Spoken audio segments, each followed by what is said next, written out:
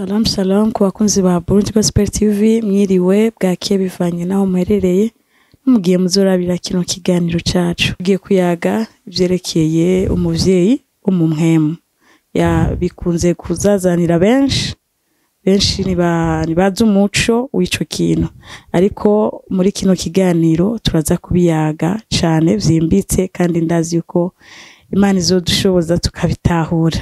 Reka tudatevye tumuhakanya ashobore kwidondora. Ndabaramukije mwese bakora dukurikirana bakunda cyane Burundi Gospel TV. Ndabifurije ngo amahoro y'Imana n'ubuntu bw'Imana bubane namwe aho muri. Nitwa Pasteur Prudent ndi umwe mu bungere bishengero Jesus Christ Church. Ego. Gatwijire mu kiganiro cacu cuno munsi. Ego tudatevye ka tubabaze mu kibazo ca mbere mbega umuvyeyi w'umumhemu niki umuvyeyi w'umumhemu niki ko tumbe bavuga ati daddy mbega daddy vyavuye hehe twisunze ijambo ry'Imana muduhaye umuco murakoze cyane kuri ico kibazo ndaza kukivuga mu buryo butandukanye umuvyeyi w'imhemu canke bakunda kuvuga ngo dadidisme canke spiritual daddy. Ego. Ico ni kintu uyu munsi cafashe ico no kwita connotation mbi cane. Rero ndagomba ndabereke yuko bwa mbere abantu uyu munsi babizanyemwo nuvuga ngo babiseruye cane nuvuga guti nabyita ko bari muri mouvement prophétique. Mugabo namwe ndababwire yuko bitatanguriye muri abo ni ibintu byo kuva kera cyane kuko dusubira inyuma gatonya dutangurire no kwishengero twese twakuze twavutse tumva l'église catholique uri yurongoye ku isi yose bamwita gute papa do pop mugabo mu kilatini ni papa nyine gunyene papa kujya tuvuga twe mu kirundi papa hama mu kigiriki ni papas do pop no kuvuga yuko papa nyine ni papa ni daddy rega ni cyongereza hama aba prêtre nabo nyine babita mon père data wanje siko hama rero aba poroti ni kubera bakunda ibintu vy'iswag hageze aba poroti bacavuga daddy sino ndagomba kubabwira yuko ni concept imwe ntibisigura ko aba bantu baje ngo muri mouvement prophétique ngo nibo babizanye oya ni ibintu vyamyeho ni concept yamyeho kuko mwambaje ngo vyavuye hehe icambere imbere yuko mvuga ibiri mu ijambo ry'Imana ndagomba kubabwira yuko iyo ni concept yavuye mu cyo twita le monde occulte mwisi y'umwijima canke y'abafyitirizi canke y'abapfumu iyo bavuze papa babashaze kuvuga umuryango no kuvuga karorero je nyamba je ndi papa wiwawe ndakubera umuryango ukugururira access ku bintu runaka no kuvuga karorero muhora mwumva abantu bafata indege bakagenda Nigeria bakagenda ahantu hatandukanye ifoko mwipoza la question mbega ubushobozi bwamwe mu w'Imana mbega barinda kuvoyaja kugira ngo baburonke mbega mwe mu Imana kugira umuronke urinda gufata indege ukaja mu kibanza runaka ugahura n'umuntu runaka ko Kristo yavuze ngo muzoronka ubushobozi muronse mwe mu Imana ha mu wizeye wese akaba afise mwe mu Imana muri we uyu munsi ubwo bundi bushobozi abantu bo kwararondera n'ubwahe murumva yuko deja akona gapone torogasho kubona bakeneye by'ukuri kubimenya mu buryo bwimbitse bazobirondere birahari kuri internet iyo bariko baravuga iyo concept kuvuga yuko urinda guca kuri uyu muntu kugira ngo wugururirwe imiryango kugira ngo ushike ngo mu bintu runaka ushike mu madimension ukorere mu madimension runaka ni concept y'abadaimon ni concept y'abapfumu nivyo bita parrainage akarorero ndaguha akarorero gasanzwe ni kuvuga nk'ubu jewe vyitwa ko mwisi y'imhemu y'umwijima ndi papa wawe ndashobora kuguha access gukoresha abadaimoni nkoresha yego ugaperforminga ibikorwa ama miracles bijya bitangaza n'ibikitusa mugabo mu wayina l'argent ubwizwa kunzanira amahera uragenda ugakora ukanzanira ni principe dadidisme rero harimo na business kuko umuntu wese yitwa yuko afise umudadi wiwe abwirizwa kumushikanira amahera. Ca tubaza ikibazo, mbega bugiye gukorera Imana ni business? Ni kuvuga hari ibintu byinshi bitwereka yuko ivyo bintu bitava kuri Kristo Yesu, ivyo bintu bitava ku Mana. Ni kuvuga iki? Ni kuvuga ko nashatse kubereka yuko hari ibintu vyatanguye kuva kera, abakeneye kumenya mu buryo bwimbitse barashobora kugenda kwironderera bakaraba ko, kuko ndababwira ngo nta gishasha mw'isi, ibintu kuva kera vyamyeho, gusa abantu baza baragira iki, baragira update. Nta gishasha mw'isi y'ijuru. Murana Yesu igihe avuga muri Mateyo 23, candari basomera ijambo yavuze, yaje hariho abantu biyita ba dadi, yaje hariho abantu biyita ngo ba rabi, yaje hariho abantu biyita ngo abaranzi. Muri Mateyo 23 Yesu arababwira ati none ntimukitwe, ariko musomye kuva hejuru mu context muza ko naye ko aravuga abafarisayo n'abasadukayo, abanyedini, ngo kuko ngo rero ngo ntimukitwe rabi kuko umwigisha wanyu ari umwe, ngo namwe mwese murabavukana, vous êtes des frères et des sœurs. Ku murongo w'icenda, ngo kandi ntimukite umuntu wo mw'isi data, kuko so ari umwe, ari uwo mw'ijuru. Tuhe dufise dadi umwe, dufise data wo mw'ijuru, niwe dadi wacu. Ku murongo w'icumi rero, ntimukite umuranzi cyangwa kuko umuranzi wanyu ari umwe, ari Kristo. Ni kuvuga Yesu aragarura abantu, amaso bayashira ku bantu, bakabita ibyo batabwizwa kubita, amazina bari kwita Imana bakayita abantu. Mugabo mwibuke yuko ni strategy ya Satani yayitanguye kuva kera. Satani ntashobora kukubwira ngo wewe mpimbaza directement. Satani arondera ikindi kintu uza guhimbaza atari Imana. Iyo ukubise iruhande ya Kristo, aho ukubita hose mugira iruhande ya Kristo, ubuhushije Satani w'abaronsi iki intsinzi. So ni strategy satanique diabolique kugira ngo abantu hakwifokasinga kuri data wacu wo mwijuru, data wacu wo mwijuru, kugira ngo abantu bikoncentre kuri Kristo Yesu, abantu batangure kwikoncentra ku bana b'abantu kugira ngo bahezagirwe. Kandi Paulo yaravuze muri Banyefeso igice ca mbere ku murongo wa 3, yavuze ngo data se umwami wacu Yesu Kristo ngo aragahezagirwe, yaduhezagiye imihezagiro yose y'imwemo ahantu ho mwijuru murinde muri Kristo. Baca bongera ko ngo iyo mihezagiro ngo ibe debloke, ngo ubwizwa guca kuri jewe, sivyo, ahubwo uri muri Kristo arayihabwa iyo migisha y'imwemo. Ntibisigura ko hari undi muntu ubwirizwa guca. Nico gituma Imana yarungitse intumwa kugira rero bababwire ubutumwa bwiza bwavuga iki, bwavuga full bouquet iyo mihezagira Imana yahaye ubwoko bw'Imana, kuko bavuga ngo imigisha y'imwema pana y'umubiri, s'il vous plaît, guharigwa, kurekurirwa ivyaha, kwezwa, niyo migisha babako baravuga, si imodoka, samazu, kuko abapagani barabifise badafise Kristo. Muko murankurikirana.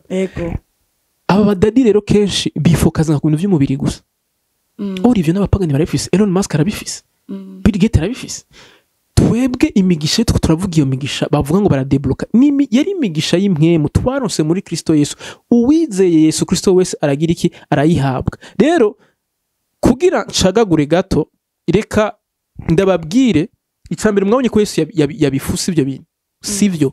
Ukeneye gukurikira ibintu kuko ngo hari umuntu Nigeria yabivuze, it's fine. Hari umuntu wo muri Malawi canke kumva hari abandi bantu bagezweho basumba Yesu, basumba Paulo, basumba Petero. Mugabo sivyo. Ukwizera ru Kristo guhagaze ku nyigisho ya Kristo, guhagaze ku nyigisho zaba abavugishwa n'Imana n'aba apotre, intumwa za Kristo Yesu. Ibintu birenze ivyo tuvyitama herezi, tuvyita inyigisho z'abadayimoni. No kuvuga ko rero ni vyiza ko tugaruka ku nyigisho ya Kristo. Kristo akeneye yuko twita dadi, papa wacu mu ijuru gusa. Turi kumwe rero. Reka ndababwira ikintu kimwe, igituma umwana w'umuntu adashobora kuba dadi ni kubera ko umwana w'umuntu ntashobora kuvyara uwundi mu mwemwe. Oya, umuntu ntavyara mu mwemwe wundi muntu, ahubwo Imana nivyara. Na Satani ntashobora kuvyara. Nk'ubu abadayimoni uko bakorotse niko bakingana. Satani ntashobora kuvyara umumarayika n'umwe. Ubwo bushobozi ntabwo afise. Ni nkuko n'umuntu nta bushobozi na bumwe afise bwo kuvyara undi muntu mu mwemu, ntibibaho. Kuko ngo mwavyawe ubwa kabiri. Petero wa mbere igice ca mbere umurongo wa 23 uvuga ngo kuko mwavyawe ubwa kabiri, ngo mutavyawe n'imbuto ibora, ngo ariko mwavyawe n'imbuto itabora ngo mubiheshejwe n'ijambo ry'Imana ririho rigahoraho. Sindamenya rero ko abantu bacitse ijambo ry'Imana. Niko ko Yohana igice ca mbere yavuze ngo ni jambo yamyeho kandi ujambo ngo kandi ujambo yari Imana. Jambo ni wavyara. Jambo nawe ninde? Ni Kristo Yesu. Ni watuvyara ubwa kabiri ngo mubihejwe n'ijambo ry'Imana ngo rihora ngo ririho rigahoraho. 24 ngo kuko abafise umubiri bose basa n'ivyatsi ubwiza bwabo bwose bumeze nk'amashugwe y'ivyatsi ivyatsi biruma amashugwe agahunguruka. 25 ngo ariko ijambo ry'Uhoraho ryamahe ibihe bidashira kandi iryo jambo niryo jambo ry'ubutumwa bwiza mwabwiwe. Ahari mvuga akantu ka kabiri mwumvise icyo navuze ubwa mbere ni iki kituvyara ni ijambo ry'Imana si umuntu avyara uwundi. Nuvuga twebwe rero ni gute dukorana n'Imana kugira ngo abantu bavuke ubwa kabiri? Ni mu gihe tubabwiye ubutumwa bwiza hama bakabwumviriza bakabwizera bakavuka ubwa kabiri. Si twe tuba twabavyaye umusage femme si oba yavyaye twebwe turabakozi b'imurakimazi b'Imana tubwira abantu ubutumwa bwiza abizeye baravuka ubwa kabiri turabavyaza ubutumwa bwiza si twe tubavyara n'Imana iba yabavyaye. Turaho nyene pastor ari kungene mashengero batwigisha ati murakwiye kuvyara murakwiye kuvyara murakwiye kuvyara abandi bantu mu buryo bw'impemu. Kaca wumva umuntu iyo yabwiye umuntu ubutumwa bwiza agakizwa vuga ati ujya n'umwana wanje umumpemu kandi ni nkuko twakuze tuvyumva uko nyene peut-être tukaba twiyumvira yuko biri biblique biri anti-biblique kuko nahejeje kuguha demonstration nta muntu umwe ashobora kuvyara undi mu buryo bw'impema ahubwo reka dukoresha amajambo y'Imana rivuga. Paulo yavuze yarabwiye Timoteyo ngo umwana wanje mu kwizera uwo navyaje ubutumwa bwiza naramuvyaje ubutumwa sinamuvyaye naramuvyaje ubutumwa bwiza. Reka dukoresha amajambo y'Imana rivuga kandi tureke kwishira mu kibanza c'Imana kuko Imana ni ivya siko Imana niyo ivyo nibyo bimwe turaza kubivuga hepfo ni bimwe bituma abantu bace bagira ubwibone bakumva umenga bacitse ibimana basubiriye Kristo Yesu kandi tudabishobora kumusubirira. Rero no kuvuga akantu ka kabiri nashaka kuvuga ku murongo wa 20 Petero wa mbere igice ca mbere ku murongo wa 25 havuga ngo rya jambo kuko hari n'igina abantu bavuga ijambo ry'Imana kuvuga ngo bakora bavuga ijambo ry'Imana. Ijambo ry'Imana rishobora gutuma umuntu avuka ubwa kabiri ni ijambo ry'ubutumwa bwiza kuko yavuze Petero neza ngo iryo jambo naryo ngo niryo jambo ry'ubutumwa bwiza mwabwo. Ni kuvuga ubutumwa bwiza ni ivyerekeye urupfu no gufa no guhambwa no kuzuka kwa Yesu Kristo. Ni kuvuga iyo umuntu ariko arakubwira ibindi bintu atari ivyo ntibishobora kukuvyara ubwa kabiri kuko so ubutumwa bwiza. Nk'ubu iyo mazi sayo niko ndababwira amavoyage yiwanje nagize nkababwira ibintu nakoze hama nkaca nuvuga nti ukeneye gukizwa naze imbere umuhamagara gute kandi utigeze umbwira n'ubutumwa bwiza bushobora kunkiza kuvuga wagize iki wabeshe kuko iyo umbwira ubutumwa bwiza nkabwiza nari no gukizwa ntarinze no kuza imbere naho noza imbere muga nta kibazo muga at least iyo umbwira ikintu gishobora kunkiza. Nico gituma rero mubona mwishengero huzuye abantu benshi batigeze bavuga ubwa kabiri bamaze imyaka myinshi mu idini muga batigeze bakizwa kuko ntushobora kumara imyaka 200 Yesu ataraguhindura.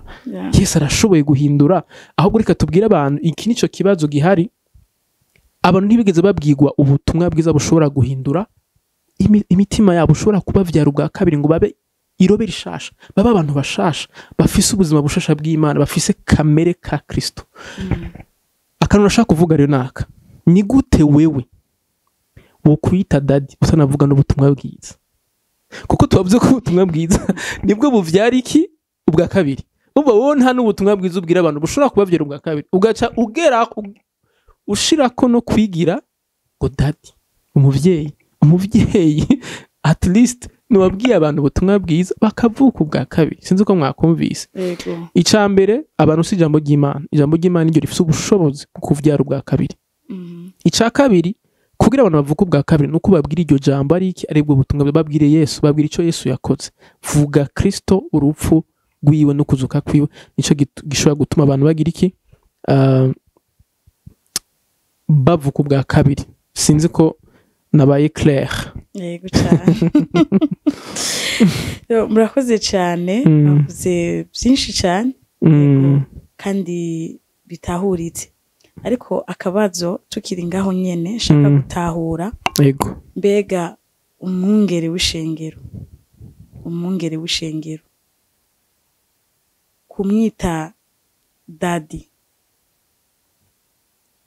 nica ko hari abandi benshi bashaka kuvuga ati ni suforme yo kumwubaha ego bakamwita dadi tuca tuza rero hahandi bavuga ngo kutagashize ko pasteur kutashize ko apotre niwe wabimpaye niwe wansize turafise ikibazo Yesu ntiyapfuye ngo azuke kugira duha amatitre Yesu yapfuye arazuka kugira ngo aduhe ubuzima genda muri abakozi b'Imana bukuri batubereye akarorero genda urebe Paulo akorandika amakete yavuga ngo jewe Paulo nagizwe intumwa na Kristo Yesu ni kuvuga yatangura avuga simplement izina rye yarakeneye gushira ko super apôtre Paulo wabitahuye ibi rero turabivuga cyane cyane ku bwa nouvelle génération kugira ngo ntibagwe mu makosa kumbure abandi baguyemo ntibikenewe title nk'ubuje mumpamagaye Prudent ntaco bintwaye kuko pasteur siryo zina ry'iwanje izina ryanje ni Prudent yego ni Prudent no kuvuga mumpamagaye Prudent it's fine ariko twe mu mico nasanze mu mico y'ikinyafrika iyo umuntu muhamagaye mu izina umenga no kutamwubaha siko sinzi ko maze kubibona yego rero fuko mu bitandukanye culture n'ijambo ry'Imana biratandukanye mu ijambo ry'Imana guhamagara umuntu mu izina ntaco bitwaye kuko Yesu bwiwe yari umwami w'abami mugabo bamuhamagara gute Yesu canke handi bakamwita ngo rabi nyene kuko yari umwigisha mugabo bamuhamagaye ngo Yesu ntiyacavuga ngo niwe mwansize nimwe Yesu nekana yabwiza ukuri Yesu yari umwami w'abami yari Imana none dushaka kumuha amatite twere kumuha amatite ni amatite ntiyari kumukwira iyo bashaka kumuha amatite ni kuvuga ntaco byari bimutwaye yuko aba Yesu only Jesus urumva rero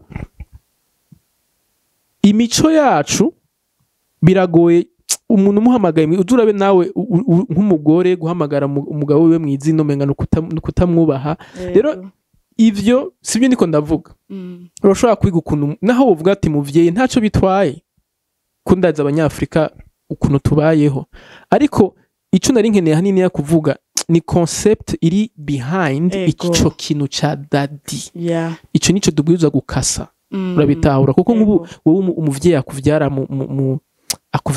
mu mubiri umubwiye papa nta cyaha kirimo urumva mugabo ikintu tuko turavuga cyane cyane ni ikinyine Yesu yashatse kuvuga apana ko abantu baje mu kibanza c'Imana apana ko abantu baje mu mutima wiwawe kandi umutima wawe wagenewe Kristo apana yuko abantu bafata ikibanza c'Imana mu mutima wawe iyo ni idolatry ni gusenga ibigirwamana murakoze cyane hama abakristo usanga bumvira cyane abavyeyi babo mu mwema abo abungeri kuruta uko yo kumvira umuvyeyi wiwe cyo ngasanga umugore yumviye cyane pastor cyane ivyo yamubwiye ategerezwa gukora kuruta ivyo umugabo wiwe ashobora kumubwira ngo avyumve mbega ubivuga kwiki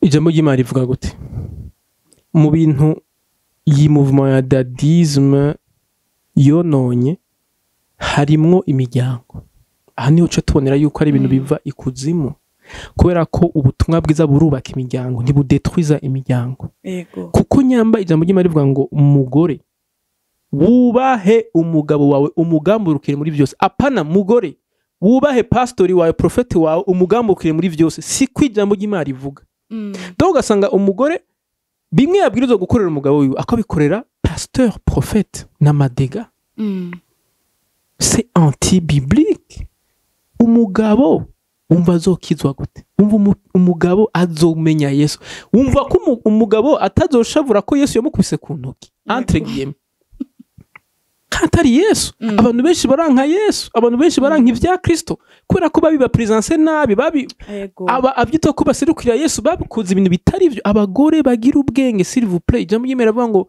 umugore atagira ubwenge aragwisenyera wenyine.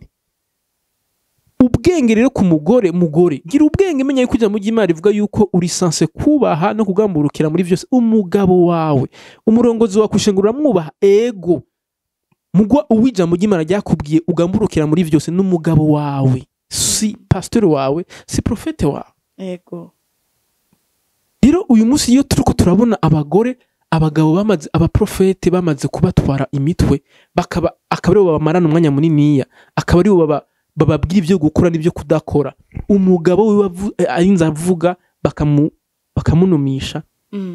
Murumva yuko ari satani yinjiye mu muryango. Rero inyigisho z'abadayimoni niko kazi kabyo, no kwica no gutikiza. Rero no kuvuga aha niho tubonera yuko ari inyigisho zavuye ikuzimu, kuko inyigisho zose ziza zinyuranye n'ubutumwa bwiza zavuye ikuzimu. Umwigisha mwiza w'ubutumwa bwiza yigisha umugore wiwe, je ndi pasteur ndi profete, nigisha umugore aje gusenga, ndamwigisha uko akwiriye kubaha umugabo we nuko akwiriye kumureshesha ingeso nziza nk'uko ijambo ry'Imana rivuga. Ego apana yuko profete avuga ngo muze kuza ngo dusenge ngo saa 9 umugabo saa 9 z'ijoro, umugabo akagubira ati je nke ndagukeneye saa 9 z'ijoro, ukanka ibyo umugabo wakubwiye ukaja kumvira. None profete zo umugabo wawe, kiretse ko na kenshi usanga byabaye kandi ari bizira. Pastor si umugabo wawe, profete si umugabo wawe, arafise umugore wiwe nawe wiwe. Rero no kuvuga ko ikindi cyo twita abus d'autorité, kurenza cyangwa gukoresha yitwa ko ari autorité spirituelle mu buryo butari bwo. Ndagomba kubwira rero urundi ruhande bankurikirane neza, mbega bisigura ko abantu bazoca bagumukana abarongozi b'ishengero?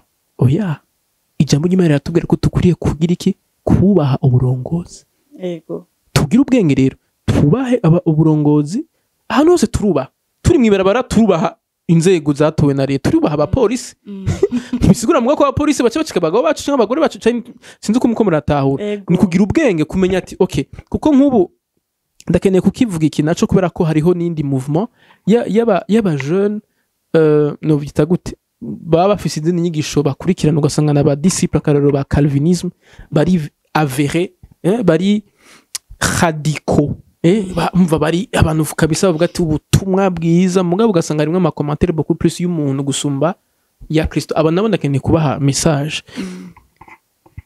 Petero wa mbere igice cya 5 umurongo wa 5 avuga ngo namwe miyabaga ngo soyez soumis aux anciens et tous dans vos rapports mutuels revêtez-vous d'humilité. Ni muce bugufi ngo kuko car Dieu résiste aux orgueilleux, ngo Imana irarezista abibone, ngo mugabo il fait grâce aux humbles. Nyaba mwizera ubuntu bw'Imana, Imana iha ubuntu bw'Imana abantu baciye bugufi. Pasteur ntazi kuvuga ubutumwa bwiza, pasteur ntagira, ugasanga hariho abajone bariko bararuka bariko bikomporta nabi avec violence ku barongozi babo, bako babikora nabi, nta sagesse irimwo. Urumva motife ngo barize ngo ubutumwa bwiza. No, ubutumwa bwiza butwigisha guca bugufi, ubutumwa bwiza butwigisha kwihangana. Nke mwirazo kuyobora uko ivyo yaguhaye, uko uzobijera nuko uzobandanya uzokwevuriwa mu vyizegwa vye wawe. Rero ndavuga impande zose turubaha uburongozi, yes, mugabo ni hehe duherera? Bega tubaha gute? Tubaha uko ijambo ry'Imana rivuga, ntituza kubaha abantu uko ijambo ry'Imana ritabitubwiye. Rero kugira mvunagure muri make, abagore bariko baradukurikirana bubaha Yesu Kristo, bubaha Imana, nukuri bagira ubwenge, kuko satani uyu munsi yararungitse abakozi biwe mbwa bambaye uruhu rw'intama ariko namabingira. Ni gute umupasteur muzima yo gusaba ngo mujyamane kandi azi neza yuko ico kintu ari amakosa? Mbega ico cyo ntico kica kikwereka yuko uwo muntu atari we. Yesu yavuze ngo muzobamenyera kuvyo bama, ariko ukabona uwo muntu misi yose aragenda gusenga, akemereye kubona murambika kwibiganza. Uwo muntu yo kurambika kwibiganza gute? Abana b'abakobwa aragusamanije rimwe kabiri gatatu, uja kwishengero gukora iki s'il vous plaît? Uwo muntu ugaca usaba ngo umwubahe, ubahe gute? kujya mu ry'Imana ikubwira ntugasambane ubwo buzima atari ubw'iwawe. Ni gute rero umwana w'umuntu ashobora kuba afise ubuzima burengeye ijambo ry'Imana ku buryo wo kubaha umuntu akubaha ijambo ry'Imana? Umuntu yitwa umukozi w'Imana akwagukoresha amakosa umwubaha gute? Ni nka leta, ijambo ry'Imana riradusaba ngo tubahe abatuganza. Mbwa nk'ubu je bansabye ngo nje kwica, rero kujya mu ry'Imana yambwiye ngo nubahe ntoce nje kwica? Oya, ni kuvuga ikintu, ni kuvuga ko n'abyito ngo n'abakozi b'Imana tububahe. Mbwiye bari ko baragutwara mu bintu bitari byo bakuyovya, urafise uburenganzira bwo kutabumvira. Ego. Murakoze cyane. Hama hariho agaterme nkunda kumva mu mashengero iyo batumiye abandi bantu mu rushengero, ugasanga n'umuvuga butumwa agomba avuga ubutumwa mu ndi shengero. Akacahagarara avuga ati ngo jewe kanaka nkorera musi y'amavuta y'umwungere kanaka, umva sufome y'ivyo bintu mbega navyo byo bari bibi cyane. Alors amavuta ni iki? Amavuta mu isezerano rya kera cari kigereranyo, iyo bariko barakusha amavuta ya elayo cari kigereranyo, muga amavuta cari kigereranyo ciki, cari kigereranyo ca mpwemu w'Imana. Ego. Rero tugize mu isezerano rishasha amavuta nasura kandi kugaragara yo mu buryo bw'umubiri, kuko amavuta y'ukuri yaragize iki? Yaragaragaye. Kristo yarababwiye ngo muzoronka ubushobozi mpwemu w'Imana yaza kuri mwe. Nuvuga igihe mpwemu w'Imana amanuka ku munsi wa Pentecote, abantu bararonse the anointing, l'onction. Ego. Ariwe mpwemu w'Imana yaraje muri twebwe, kandi nkuko Yesu yari yarabisezeranye muri Yohana ababwira ngo nzobarunkira umwitsa, kandi uwo mwitsa ngo ngo nzobana namwe gushika ku mpera z'isi. Ni kuvuga yuko twebwe ntitwaronse mpwemu w'Imana ko abakera yabakoresha yagenda akagaruka. Oya, biratandukanye. Twe mu isezerano rishasha mpwemu w'Imana abahora muri twebwe. Niyo utamwumvise utamufilinze abahari ngo I feel the anointing. Sometimes you don't feel it, hari igihe utavyiyumvamwo, ariko turizera ko twahawe mpwemu w'Imana. Hari igihe uba wabuze ya rasyo, ico gihe ntiwumva mpwemu w'Imana, ntiwumva the anointing.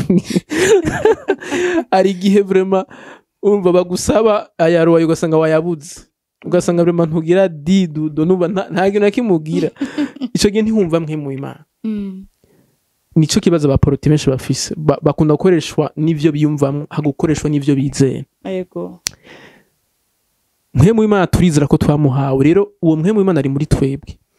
Ndashaka kukubaza ikibazo rero, mbega burya mpwemu w'Imana wiwe ari muri jewe, wowe urashobora kugendera muri mpwemu w'Imana wanje ari muri jewe? Cyenagira nawe wo kwizera ukakira mpwemu w'Imana, kuko mpwemu w'Imana ari muri jewe. Niwe mpwemu w'Imana yari muri Paulo, niwe mpwemu w'Imana yari muri Petero. Nta muntu yaronse super Saint Esprit nta waronse Saint Esprit Pro nundi yaronse Pro Max. Ntibiba. Twese dufise mpwemu w'Imana umwe. Bitandukanira herero, bitandukanira muri wa mwanya je nafashe umwanya karero wo kumedita ijambo ry'Imana, wo gusabana na Yesu Kristo mu ijambo ry'Imana. Ijambo ry'Imana rikanyeza, rikantunganya. Mpwemu w'Imana araza kuba expressif gusumba wewe.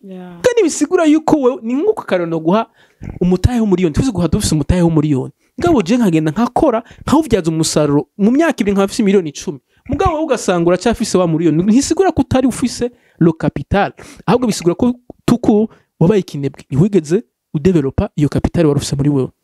Mpwemu w'Imana ari muri twebwe, arahari kandi ari full, ariko mu kurimbura ijambo ry'Imana, mu gusenga no kurimbura ijambo rya Kristo, niho uwo mpwemu w'Imana agenda arigaragaza mu buzima bwacu. Rero nta muntu n'umwe ashobora kugendera amavuta y'uwundi, ubwo n'ubunebwe. Ubwiriza kwiyigira ijambo ry'Imana ku giti cyo, ubwirizwa gusenga ku giti cy'iwawe. Ndababwira rero yuko ibi bikunda gukorwa hano twako turavuga, kuko mpwemu w'Imana ntatangwa ku kiyiko.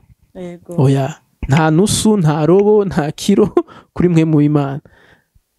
Ivyo bapfumure nivyo bakoresha kenshi, mugabo bacabitirira mpwemu w'Imana. Mu bapfumu umuntu arashobora kuguha ubushobozi bivanye n'uburyo ufise.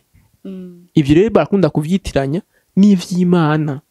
Nta muntu akorera mu mavuta y'uwundi, mugabo umuntu arashobora agakorera mu puissance y'undi muntu yamuhaye. Ivyo barabikora, abita benshi kora abahanuzi bw'abahanuzi b'ibinyoma mu mashengero, bagakora ibitangaza n'ibimenyetso byo gusamaza abantu gusa, canke bijya byose turatubona kenshi urumva rero no kuvuga ko ico kintu nibaza yuko abantu badukurikiranye ijambo ry'Imana ritubwira ngo tweho twese twahawe mwemu umwe ukandi uwo mwemu uko gusigwa ngo guhora kuri muri twebwe donc biratandukanye cyane n'ivyo dukunda kumva yego cyabashimiye hama hariho ukuntu dusanga mu mashengero menshi usanga hariho amafoto kuyonza cyane yerekana n'ishengero ubona nyene yuko iyi ni shengero y'umuntu kanaka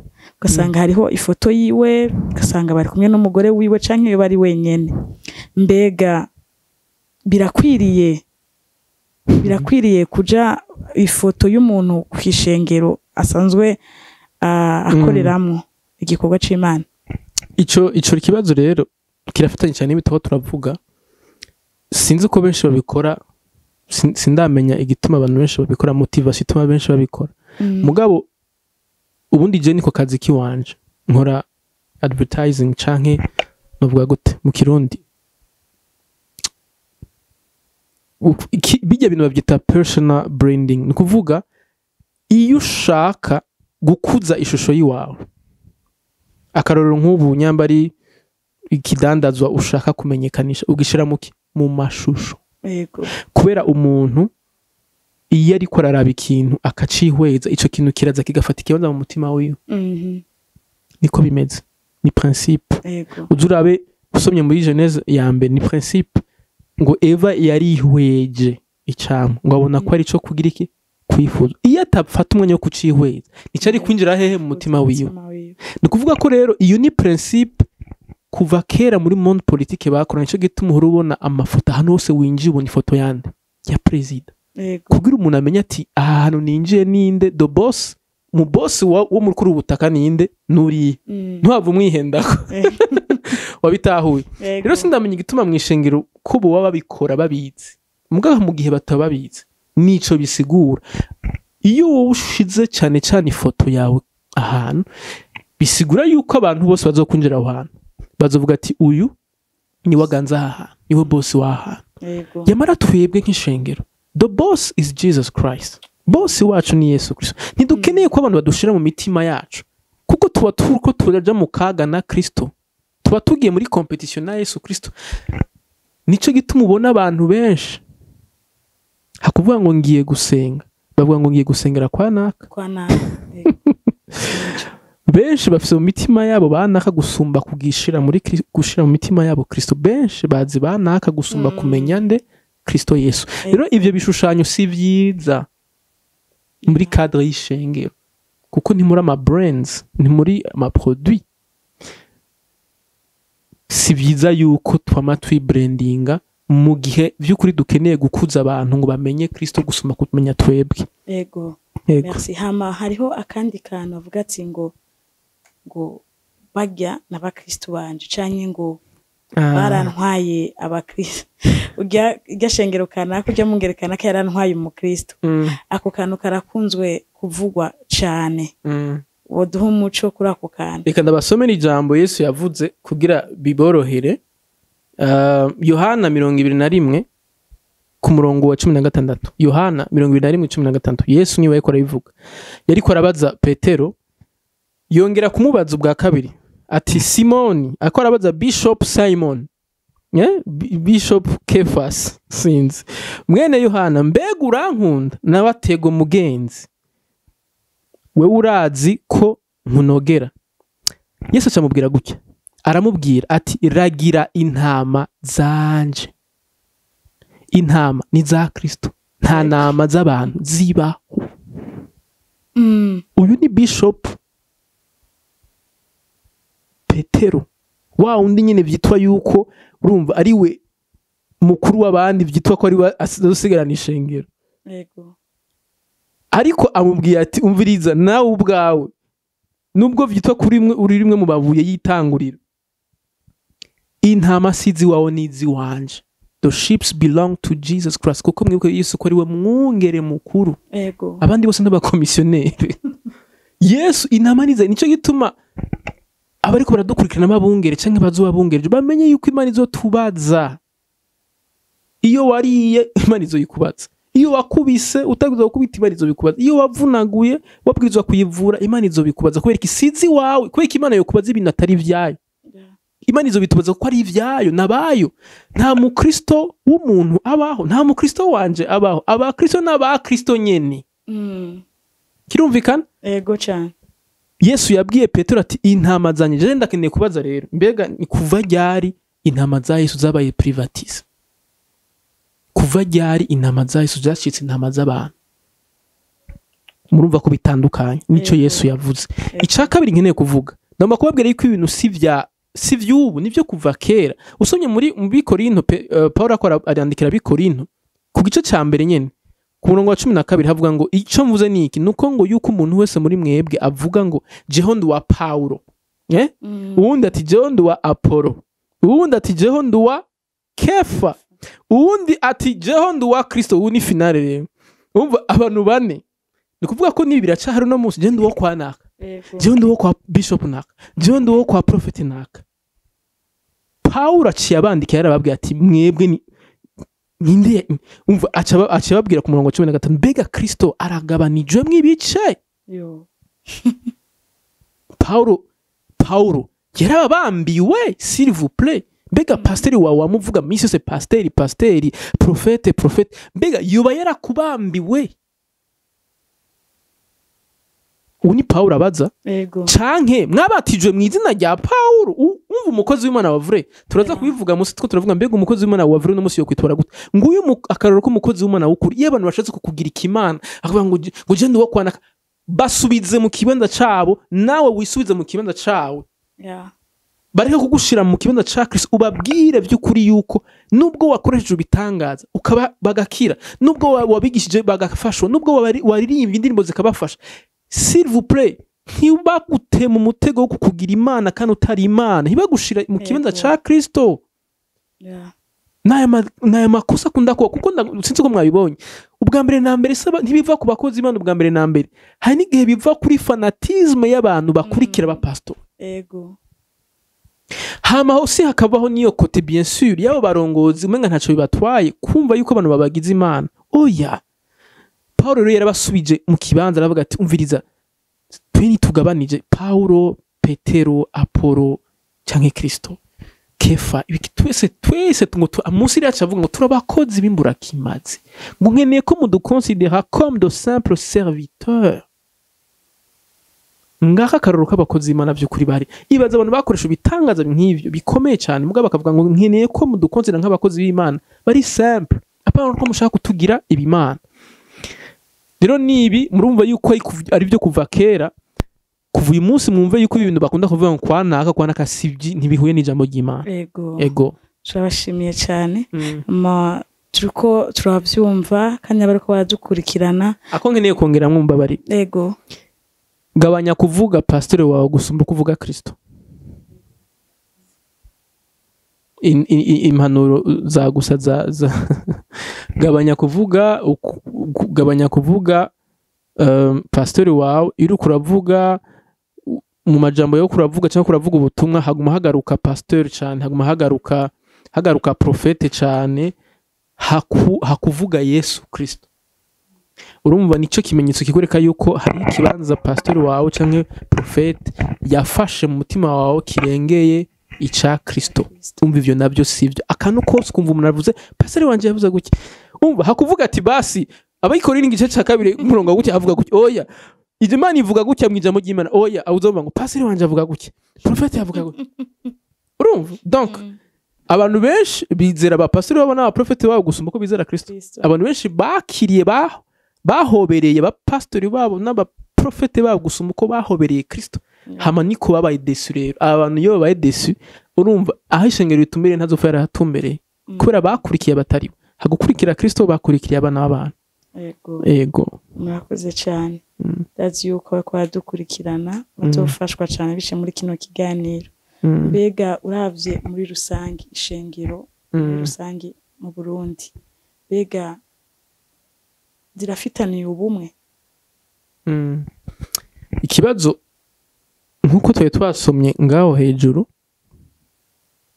murabona nk'ubu iyo Pawulo aca avuga ati umviriza rero ko mwe mwavuze ngo muraba Pawulo abandi nabo bakavuga ngo naba Kefa no kuvuga uwavuze ko ari uwa Kefa bisigura ko atemera Pawulo yego irumvikana uwavuze yuko ari uwa Apollo bisigura ko atemera Kefa atemera na Pawulo fatare nk'uyo baca bose bavuga bati Kefa gaca avuga ati abafollowers banje twagiye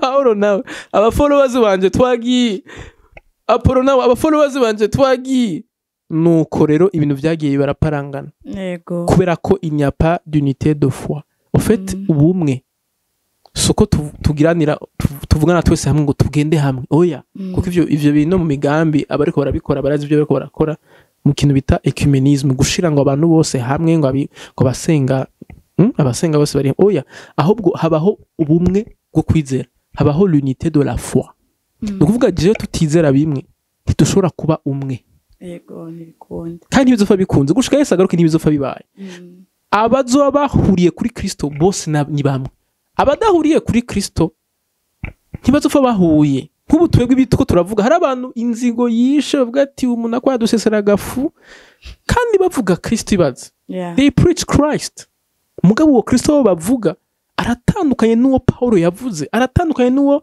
Yohana yanditse ugaca wibaza uti none uwo ni Kristo made in China cyangwa ni Kristo original tuzi mu ijambo ry'Imana bisigura ko nizo hazofa habayeho ubumwe mu gihe hatabayeho uguhuza ivyizegwa hama ivyizegwa nabyo biva mu ijambo ry'Imana mu gihe abantu bumva yuko ndashobora kurota nkacanza mu ishinga canda babwiye na rosiki kandi kuva uyu munsi nico tuzogenderako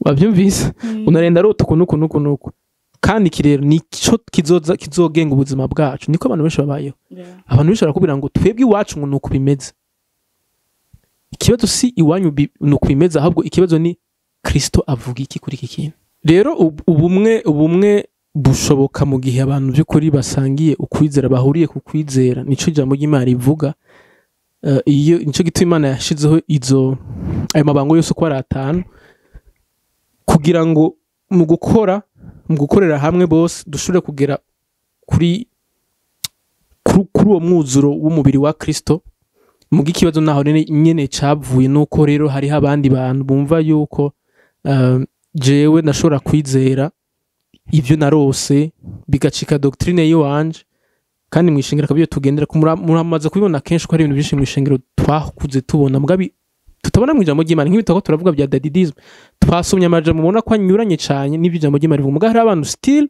bakivyizera rero naho ndiko ndavuga nti ubumwe ntushobora gukunda mu gihe abantu bacizera ibintu bitandukanye ego mbega mu ncamake nibiki nibihe bintu biranga umukozi w'Imana nyakuri ibiranga umukozi w'Imana nyakuri nibaza yuko nibihushane by'ibiduheje kuvuga icambere umukozi w'Imana nyakuri ashikiriza abantu Kristo ntashikiriza abantu we donc jewe sindi the final point y'abantu abantu ntibaza ngo bagere kuri jewe ahubwo abantu baza kugira umuntu abashikirize nde Kristo Yesu mugabo kubera twavuze yuko iyi movement ari movement ya business abantu babwiye yuko ndawakarorero nk'ubu je n'abandi umukomissionnaire wikigabasha umukomissionnaire w'inzu akarorero kugira idiri yanje ikore nuko ndakunyegeza source kuko ndaguconnect directement na source jewe urumva ko ntaba nk'inose yanyungu yiwanje yego rero mu gihe ukeneye gukora business mu vy'Imana uguma wereka abantu yuko hari abantu badashobora kwishikira bonyine mugabo reka tubwire abantu bakora dukurikirana nitukiri mu isono rya kera aho abahanuzi baza ngo bavuge ngo Bwana wa majeshi anasema Bwana wa majeshi alishasema biciye muri Kristo Yesu Imana yaravuze biciye muri Kristo Yesu yaratubwiye ubutumwa bwiza kandi Yesu yaravuze ngo nimuze mwese cette fois-ci nta muntu umwe Imana ikibwira ngo agende kubwira abantu bose oya kuko uyu munsi wa mpemu yabwira yakoroka ku bahanuzi uwo ni wa mpemu aba mu mitima yacu ahubwo abantu nibige kuganiriza Imana nibige kuganira n'Imana biciye mu kwisomera ijambo ry'Imana abantu ntibagisoma ijambo ry'Imana baja gufumura ku bantu niko ndavyita mu buryo spirituel Ego. ngo mbwira ibyo Imana yavuze, ngo Imana ngo ubona iki, what do you see, nibiko ushaka kumuna undi abona wowe utari kurabona mu buzima bw'iwawe. Ninde umuntu azokwamahumirije ariko arakurabira ngo ivy'iwawe ntibibaho, n'ubwescro muvyumve neza, nta muntu n'umwe kandi wo nta n'amayero ufise yo kumuha buri mwanya basi ngo aguhumiririze. Rero birababaje abanyafrika ukuntu babeshwa, barabeshwa ukavuga uti none hari ibintu bidasaba no gusoma ijambo ry'Imana, barakubesha ibintu bidasaba no kuba warasoma ijambo ry'Imana kugira by'ukuri ushobore kubona yuko ari ubwescro. Rero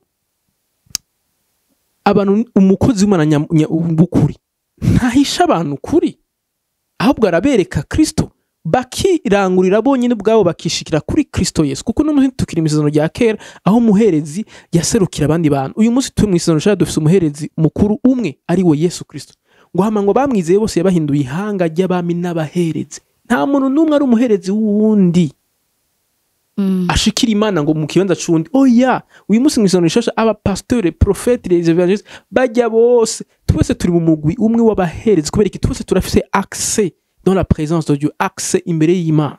Rero twe umukozi w'Imana nyakuri yigisha abantu kwishikira kuri Kristo Yesu, apana kwama ariko arababloka. Oya, jewe ntavuze ijambo, iki kintu twacibagiye kukivuga ca couverture spirituelle, ngo jewe nije ndagukavaringa spirituellement.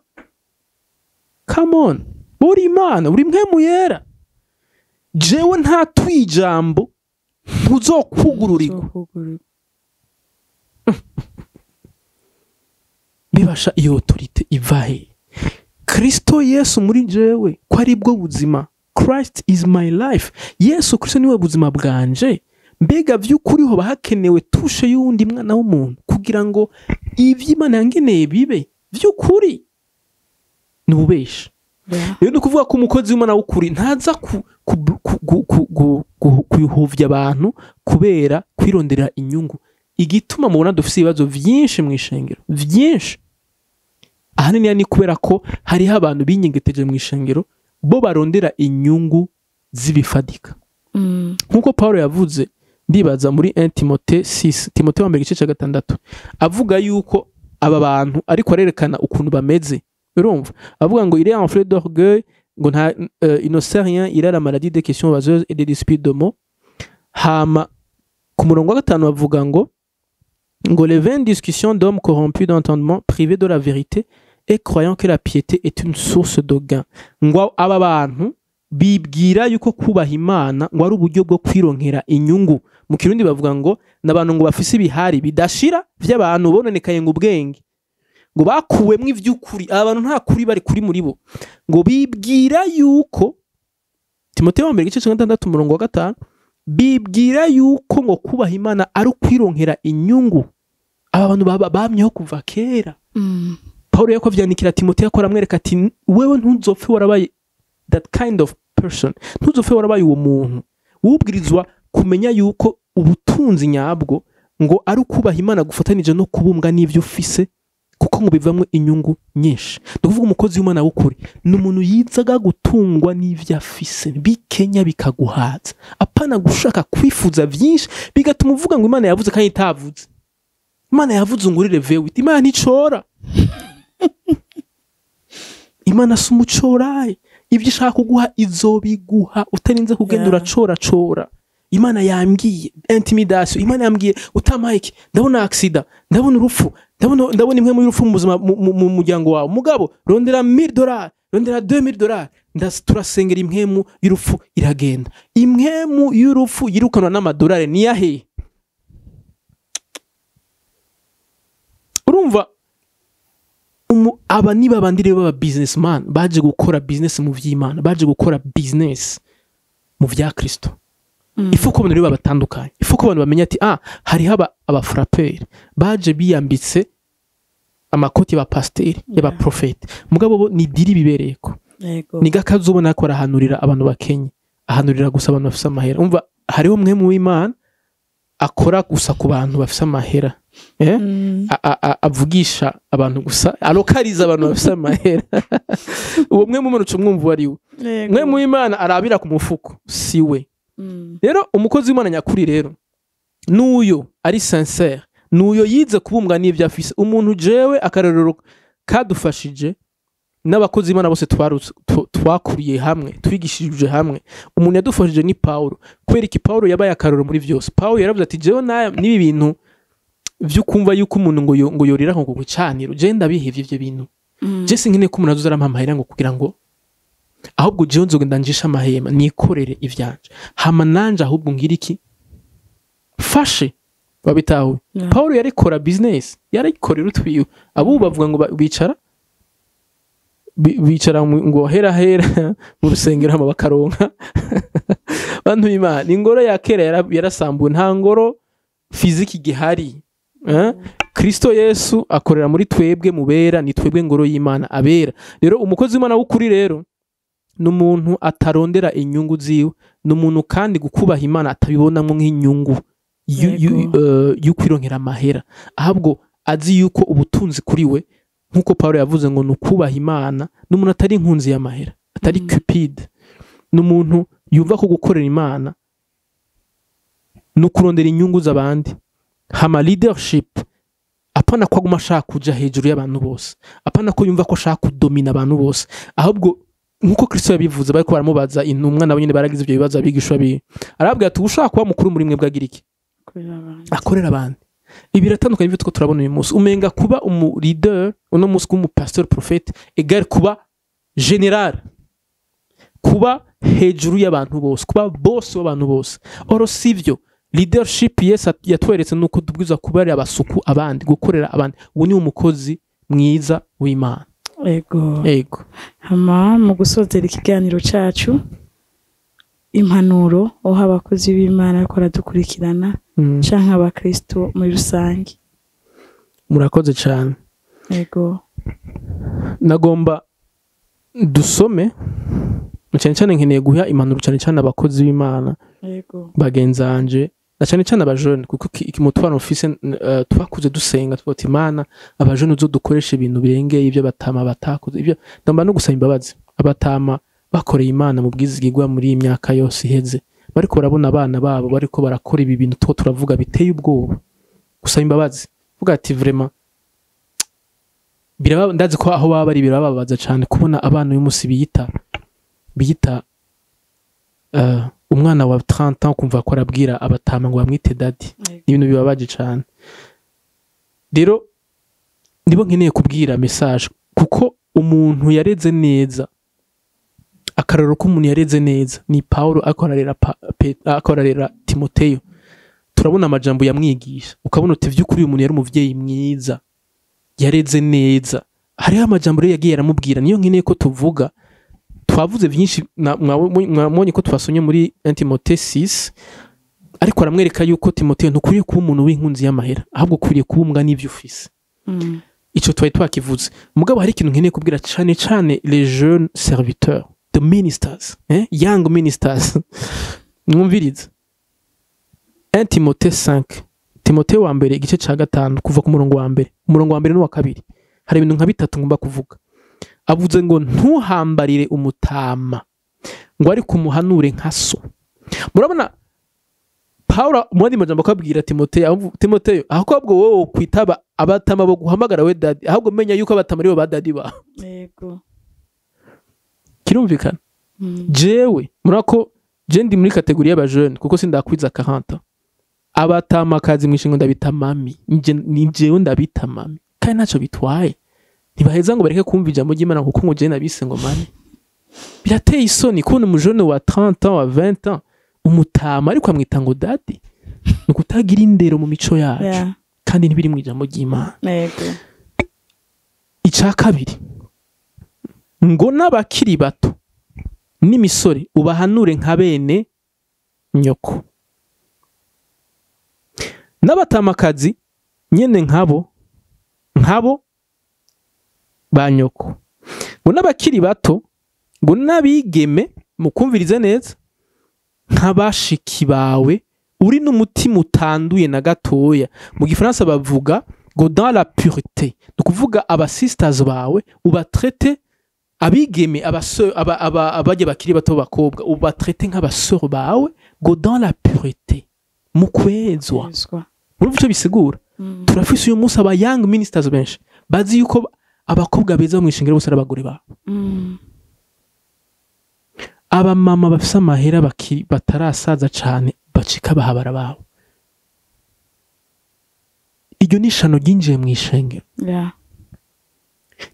nishano ginjiye mu ishengero no kuvuga iki uri mu young minister uri mu jeune bien sûr ko hari abantu bakwifuza mugabo préserve toi dans la présence de Dieu menya yuko ukeneye kuba umukozi mwiza wa Kristo Yesu menya yuko wemerewe umugore umwe gusa urafise uburenganzira bwo gutora umusista umwe muri abo ba sisters agacika umugore wawe muga ntushobora kubona abakobwa beza bose ubacika abagore bawe ni sivyo ni anti ijambo ry'Imana anti valeur y'umwana w'Imana kuko imbere yuko tunabana abakozi Imana turi sanse kuba abana b'Imana imbere yuko tuba aba prophet pastors whatever you want turi abana b'Imana ubuzima umwana w'Imana ari sanse kubaho ntaho butandukanye n'ubwo umukozi Imana ari sanse kubaho no kuvuga ko rero iyi niyo mpanuro nashaka guhereza ko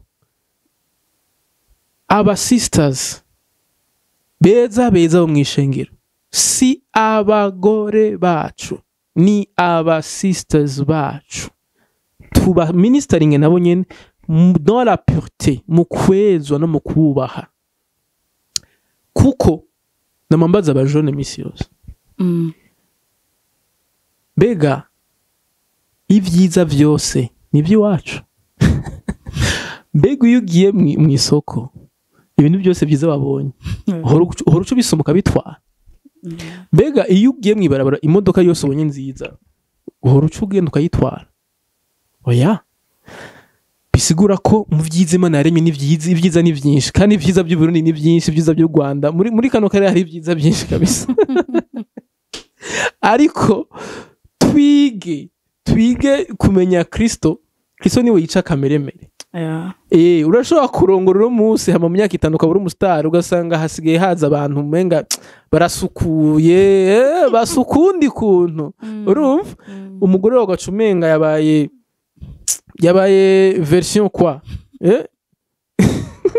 urumva ugasanga wa muntu wawe kera wabona ko ari gitangaza asigaye ari umata agaciro afise amaso yawe kubera ko usigaye ufise ayandi ma version mashasha rero ibi ushobora gukorera Imana en même temps ukorere kameremere kiwawe ntibikunda kugira ushobora gukoreshwa n'Imana kandi ube umuntu ari excellent mu gikorwa c'Imana nuko uba ubwizwa kwiga kudomina kameremere kiwawe biciye muri mu kumenya ijambo ry'Imana ubutumwa bwiza bukaza bukakwicira kameremere kuko hari abantu benshi bizera yuko kameremere kadapfa ariko ijambo ry'Imana riravuga mu abari mu gice 8 kamere karapfa ariko utakisha umva ntigapfa rero izi nizo manura nashaka guhereza ko turakunze kubibona bigezweho umuntu akubwira ngo tujyamane gura ndaguha ubushobozi namwe ndababwira ngo n'ama pratique yo kuzimu mu byumve neza ibyo bashatse kuvuga bagaca basoma ngo Eliya Eliya ujya muntu yaramwubamye ko gusa mbwe yaragize barajyamanye by'ukuri barahuza ibitsina oya ayo n'ama pratique twavuze kuko twatanye kubivuga n'ama pratique y'ikuzimu kuko ubushobozi barabuhana biciye mu gitsina mugabo twe nta bushobozi duhana biciye mu bitsina abantu b'Imana ibyo ni imigigwa y'abadayimoni ni imigigwa y'ikuzimu cyo gituma rero muzobona kugira ndabaha ibimenyetso abita ko abakozi b'Imana bakoreshwa n'impwemu mbi misi zo muzokwa mubona iruhande yabo hari ubusambanyi buri bizarre apana ubusambanyi buri normal ubusambanyi buri tellement bizarre ukabona umuntu agyamana n'abakuze bose aragyamana nabo agyamana na mama n'umwana wiwe afata ku nguvu abana bakiri bato nukuvuga uwo muntu n'amakondition y'ivyo bintu bimukoresha parce qu'il n'y a pas de puissance sans esprit iyo tuvuze ngo ubushobozi ni mwemu kubisana yego kandi sinzi ko nabo nyene babimenya iyo bababwiye ngo babahaye ngo ubushobozi ni mwemu bazobakoresha n'amadayimoni ayo madayimoni rero afite amakondition kuko imwemu icafuye ibikeneye gukorera mu mubiri ucafuye kujya mwemu w'Imana kuko yera abakeneye gukorera mu mubiri wejeje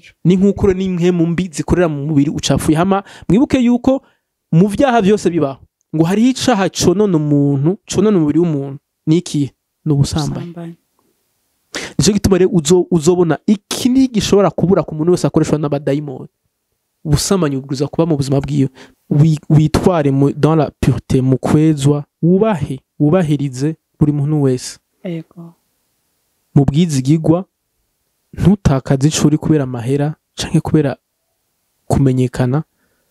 Uyu munsi kubera ko abantu bashaka kumenyekana, kuba abantu banini, ni kubera ko icubahiro bya bindi nyine Satani yamariko aragerageza abantu icubahiro kuba rurangiranwa. Ariko ivyo bintu vyose ntibicike ibigigomana kuri twebwe, ahubwo Kristo niwe mana yacu, niwe nyanduruko yo kwizera kwacu, kandi nawe final point yacu, niwe ntango, niwe herezo ryacu. Imana ibagirire neza. Amen. Reka tubashimire muri kino kiganiro tugejeje kugirana. Ndazi yuko abazogikurikirana aho bari hose bazofashwa biciye muri kino kiganiro. Turabashimiye rero kuno mwanya mwaduhaye mu kwigisha abakunzi ba Burundi Gospel TV n'abantu bose bazorabira kino kiganiro. Murakoze cyane, Imana ibagirire neza. Amen. Hama tukaba dushimiye n'abakunzi ba Burundi Gospel TV aho muri hose. Imana ibandanye bagirira neza, naho gutaha. Shalom shalom.